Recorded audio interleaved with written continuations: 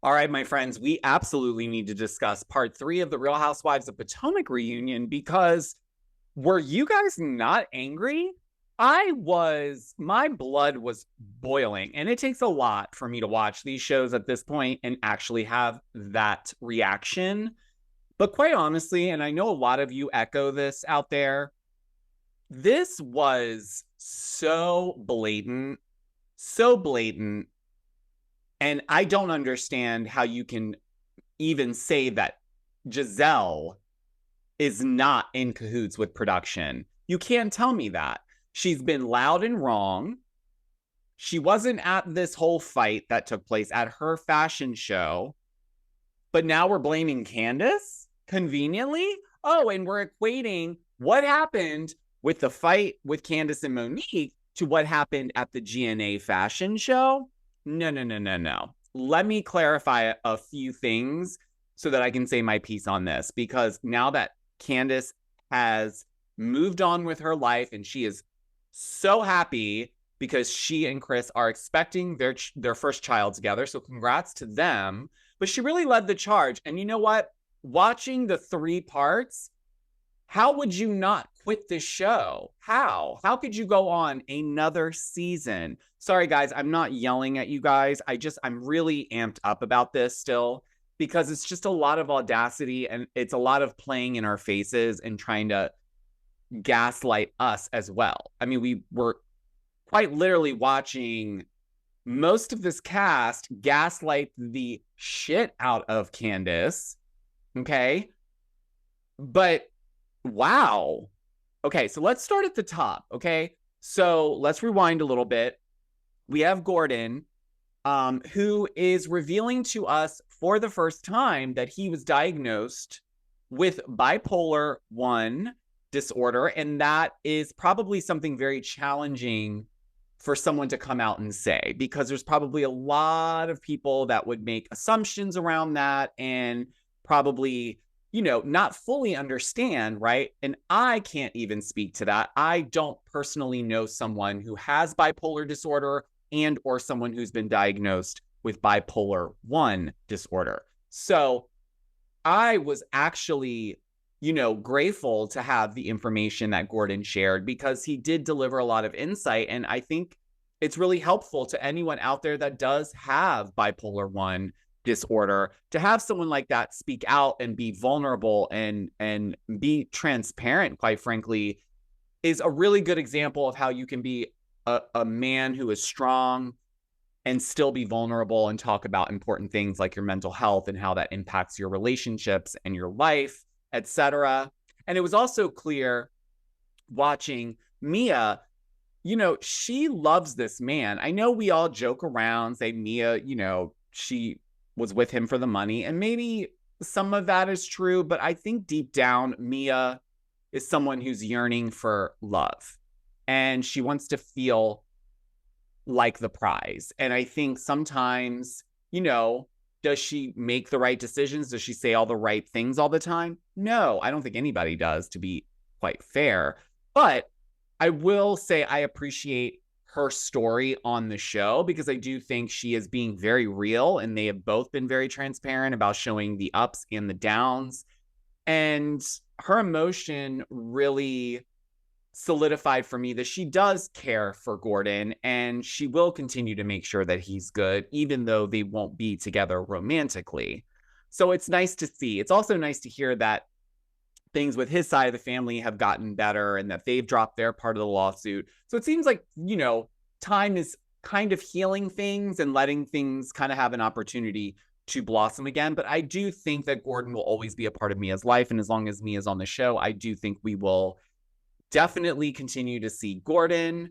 But from there, it's kind of like, I feel like part 3 was unnecessary. You could have given us an extended part 1 and an extended part 2 and knocked this all out of the park and been done with it. But no, we have to stretch things out. I understand these ladies want their paychecks.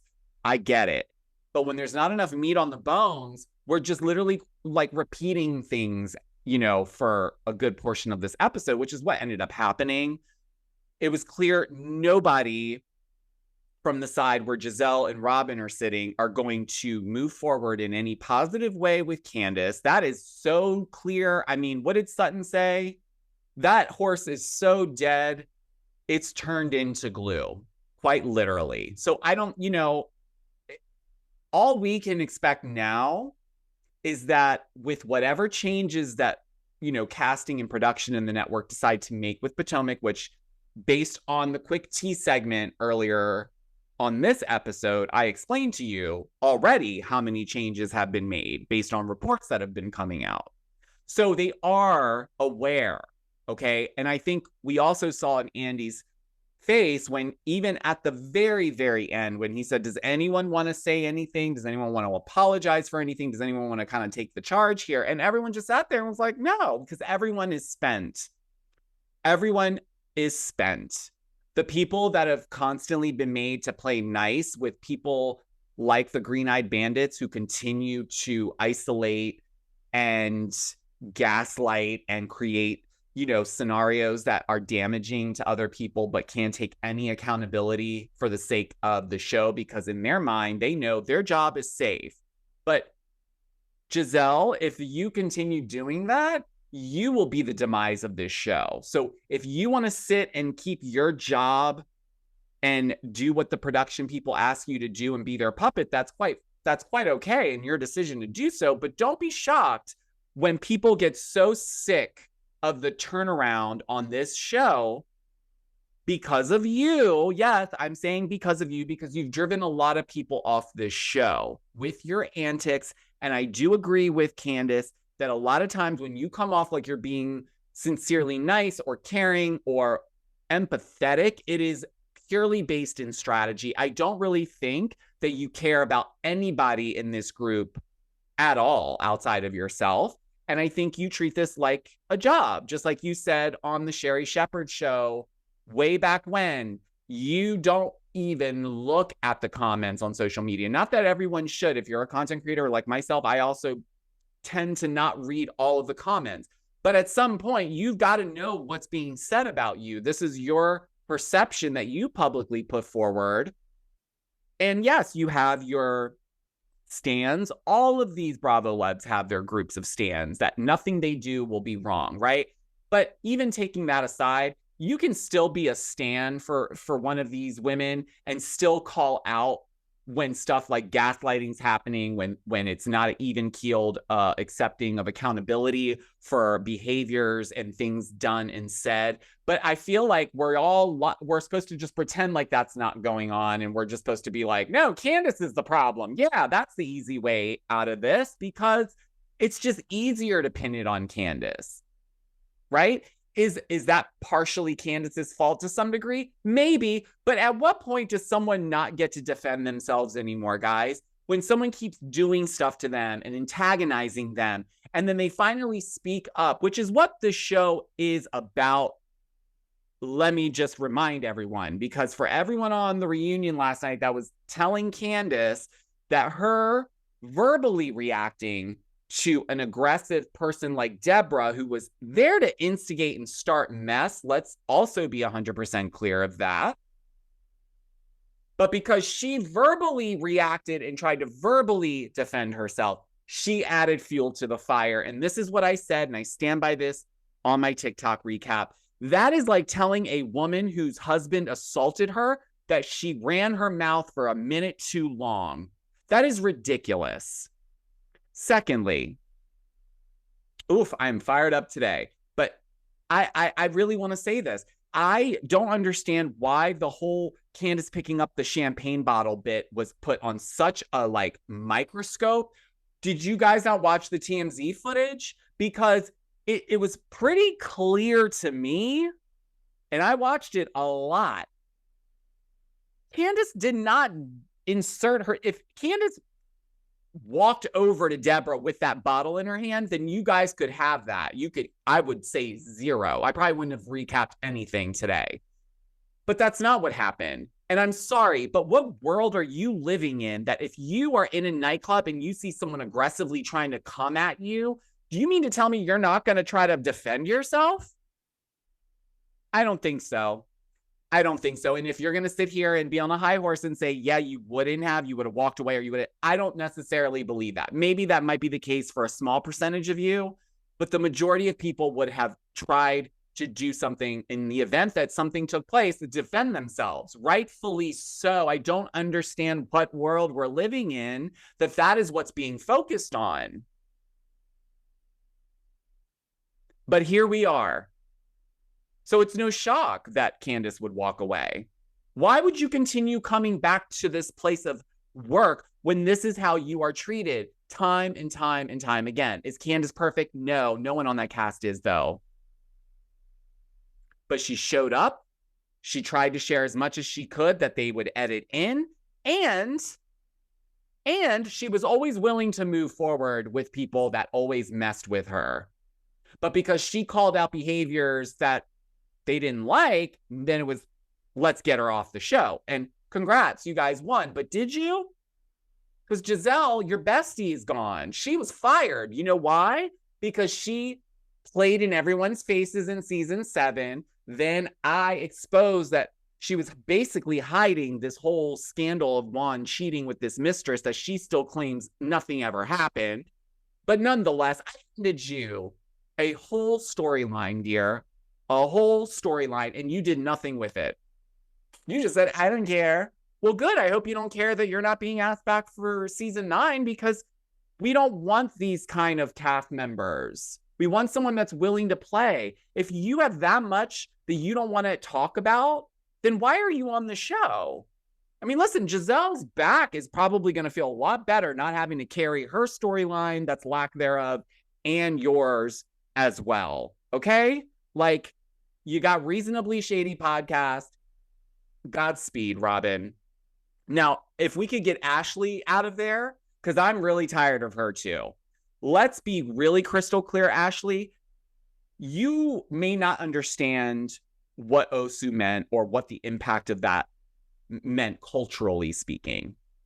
But it's a quick Google search. So I'm sorry, this whole, like, I didn't know what it was. I didn't understand the extent of it. You're on a show, and if I'm going to go on a show and talk about something like that, I'm going to go and research it first so I know what I'm talking about, because I might end up looking crazy on here, which you did, because you made it very clear you were the production's puppet in that, even though production says they had no idea of the conversation around a shrine or any of that. That's BS. That was clearly a conversation, and because Wendy didn't play ball when you guys came to her and said, oh, can you introduce NECA? She says she knows you. And she's like, I don't know her. This whole gotcha moment where they try to be like, well, actually, production said that they went to you. Yeah, they said, she says that she knows you. And Wendy again says, I do not know her. That is not shady. That is not lying. That is not anything. And I know a lot of you guys are going with the narrative that Wendy just didn't want someone with the same background as her because she wanted to be the one that shined on the cast. But maybe that's a percentage of it. But I really ultimately think it rubbed her the wrong way that this person that she doesn't know is telling production, yeah, we know each other. That sounds like you're trying to use someone to get on the show. Is it a misunderstanding? Do some people think when they meet someone for one time that they know them? Sure, I met Erica Jane twice. Does that mean I know her? Can I now use Erica Jane as a reference? Can I use any of the housewives I've ever met as references for things? For my gain? Because we met a couple times and shook hands and spoke for a second? Like, that's ridiculous. Okay? And if that's the case, and you unfortunately fall into this storyline where all you have is the shrine conversation that we weren't there for, that's your whole bit, it's no wonder that allegedly you were also fired, NECA, because even at the tail end of the reunion, you were playing the wrong side. You went with the majority because you sat on the side with Gizelle. And let's be clear, she knows Gizelle and Robin at that point were the ones that she needed to play nice with. Let's be crystal clear. Well, now it's, now that she allegedly is not coming back, it seems that this cast is really going to get a shakeup. They really are. And it's needed. This was the worst season for Potomac. And I don't like seeing seasons like this because it means that people have given up on both sides of the fence. Production just wants to do the best that they can to make a good show, but they've worn out all of their tactics with the edits and the unnecessary flashbacks because there's lack of storyline. And the cast has really kind of let it all fall out because a lot of them are so comfortable getting away with anything at this point and still receiving a check without having to share a whole ton. And then you have people like Candace that get crucified for everything that she says in response most of the time to what someone's coming at her with. But okay, I'm the crazy one, I guess. I know a majority of you guys, I'm not crazy, a majority of you guys echo what I'm saying. There are a small percentage, and I still love you all. I still love you. I want to preface that disagree with me here. And that's okay. I say this all the time. I do not delete or turn people off because you don't agree with my stance on something. The whole reason why I discuss this is because I want it to be an open conversation. We're all watching the same show, but we're all taking something different from it. So although I respect the ones of you that are like Robinators and Gizelle stans and Ashley Darby stans, I can respect that. I'm sure they're all lovely people individually outside of this show. But I'm speaking predominantly about the show and what I've seen this past season. I agree with some of these decisions coming out of Potomac and the network and production. Because Robin gives us 0. So that's an easy, like, that budget can be used towards someone who's willing to play. How about Kay? I'd love to see Kay with a flute next season. Why? Because she understands the assignment. She came in flawlessly. She didn't seem like she was trying too hard. She's very confident. She was put in a really bad position. So at the very least, production could make her a very seasoned regular friend of. But I definitely think she's deserving of the flute. Me personally. I don't know what you guys think, but I think she deserves a full-time status. I also think whoever they decide to bring on this cast next needs to be someone that can go toe-to-toe with Gizelle. Because now that her friend, her sister, her other green-eyed bandit won't be there to kind of be her background support, this will shift how Gizelle operates on this show. It will. And this is why they say you shouldn't ever get too comfortable because you never know when that table's going to flip. So it could be, and I'm not saying this because I want this to be the case, but it could be that Gizelle's turn at bat is season 9. I'm just saying we can't all just sit here and watch this 3-part reunion and see how Gizelle predominantly acted during the entire thing and think that this is someone that we want to keep on this show because she keeps things moving forward and she's trying to be the essential housewife who's messy but still can own her shit. That is a housewife.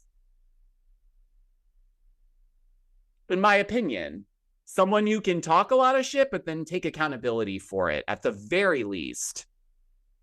If you're going to dish it, you should be able to take it. I'm sorry, this is part of the game. What did Gordon say? You want fair, go to a circus or a carnival? What? I don't know. The point is, fair is fair, and everyone gets their turn at bat. I do truly believe that. So if it's not season 9, maybe it's season 10. Maybe, I don't know. But something's got to give. We can't have Gizelle running the whole cast off because she doesn't like someone because they challenge her. I also want to speak really quickly on the comment that Ashley made regarding the fight with Deborah and Candace and Kay and everyone else that was unfortunately dragged into it. She makes a statement where she basically says, this is the second time, right? Because what she's referring to is she's saying that mouth of Candace's is what got her in that physical altercation with Monique, right? Which I agree. Candace baited that. She asked for it. And I know I'm defending Candace in this moment, but in that situation, Candace was 100% in the wrong because she was in someone's, she got in too close and was testing it too much. And unfortunately, it backfired, right? That is not the same thing as what happened here. And that's what's made my blood boil, is that because that was her fault, now it's going to be an easy narrative to stitch that because she ran her mouth after being aggressively charged at, essentially, that she's to blame for this fight because she didn't shut up. They're not the same. And if you think they're the same, then I don't know what else to say. I won't say another thing because there's no point in saying anymore. If that is, after all that, you still believe that the two things are the same thing, they're not. So, I'm glad season 8 is over. I really, really am. I'm glad that we have some people being shifted off the board, and that leaves room for newbies and people that actually could bring something to this cast, a real sisterhood, and get rid of this toxicity. Because that's what we fell in love with initially, was a real organic friend group. Why do they do this all the time? You guys messed it up. You guys naturally had it. And you guys got in your heads and you started pre-planning and pre-producing yourselves and got scared and didn't want this to come out, that to come out. I don't want to talk about this, so I got to deflect here. That's where it all starts to go downhill. So I will leave this recap with saying that I hope all of you who are Robinators out there are doing okay today. I'm feeling a lot of empathy for you. I'm sure this is a tough day for you. This was something that was alleged a couple weeks back, and we were fearing that this might be the truth, but unfortunately it is. And I also want to say to Nneka, if you are in fact really fired, I will say that I don't think this is your last stop at the rodeo. It's clear that casting has had their eye on you for a while.